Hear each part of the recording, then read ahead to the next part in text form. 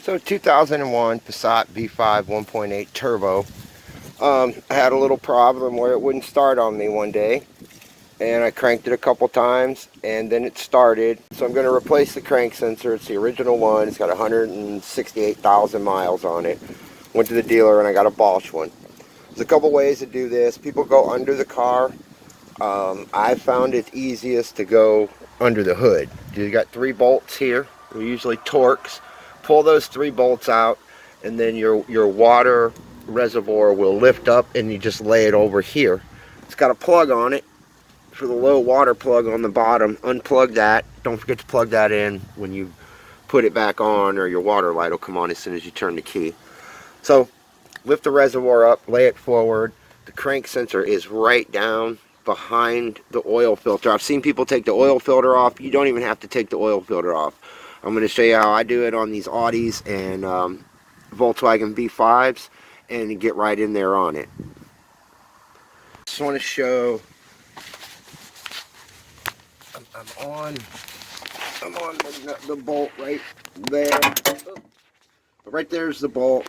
It's not very tight. One crack. Just make sure you're on it square when you give it a crack, and when you tighten it back up, don't over tighten it. I think it's like maybe 7 pounds. My ratchet there. So it doesn't take much. I got it loose, and then I'm just going to pull this out now. I want to get back in there. I want to make sure I don't drop that bolt.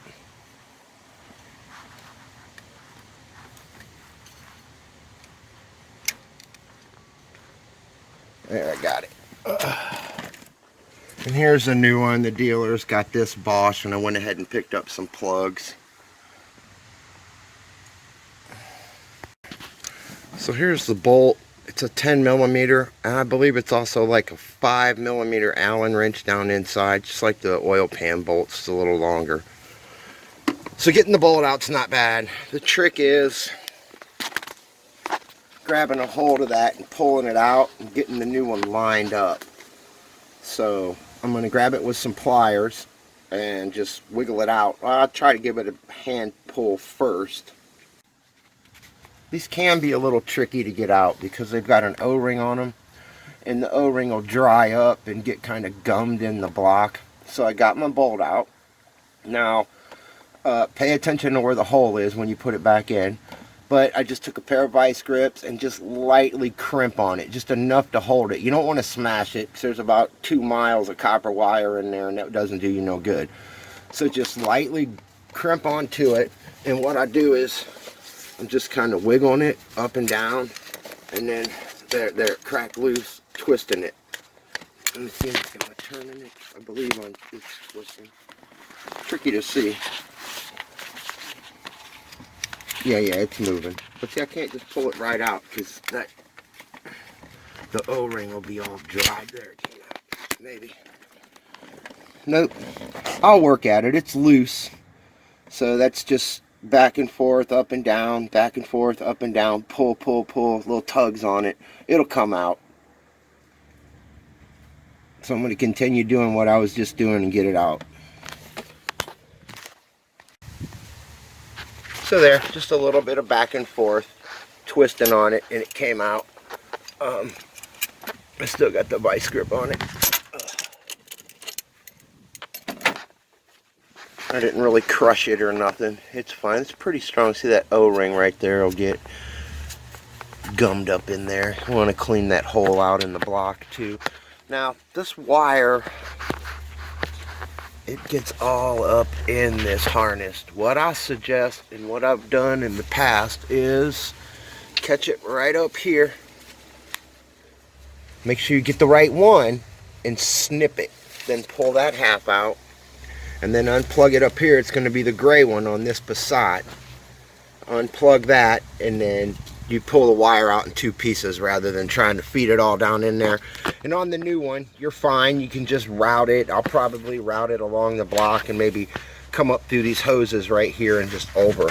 But one thing I do want to do before I cut any wire is unplug this and check and make sure it's the right plug. I got this from the dealer per the VIN number, so it should be right. Everything looks right. But some of these will have a D plug and some of them have a square plug. This is a D plug, so I want to make sure my plug is the same before I go cutting the wire. So pretty simple to get it out.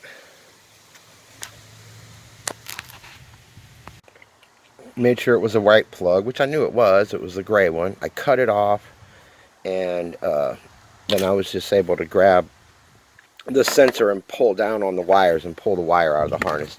Same sensor, same Bosch, same part number, same everything.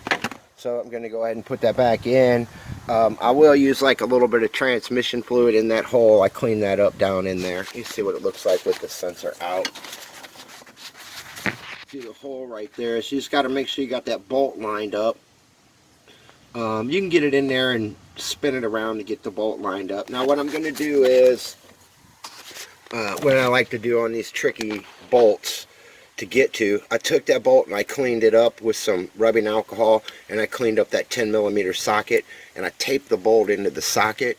Then I taped the socket to an extension, and this is a 1/4 inch. So this will give me a little more room to get in there, and I don't have to worry about the bolt coming off and dropping and falling. So I'm going to get this back in there, and hopefully everything will be alright.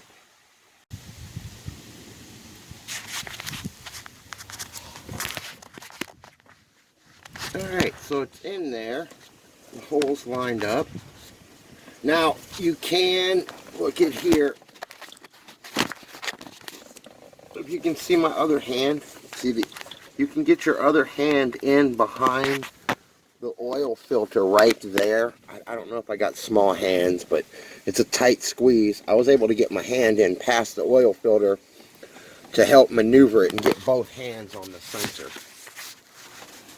So there it is, and I'll get that screw in it. And like I said, I'm gonna check the Bentley, but I'm pretty sure that's like 7 or 12 pounds. It wasn't very tight at all coming out. So I'm gonna see what that is and torque that down and hook it up and hope for the best. So it's in there, and I just brought my wire up on this side and I looped it around the harness right here so it won't just fall down. Then I brought it up and plugged it in, so that should be fine. Maybe I'll put a zip tie on it, maybe not.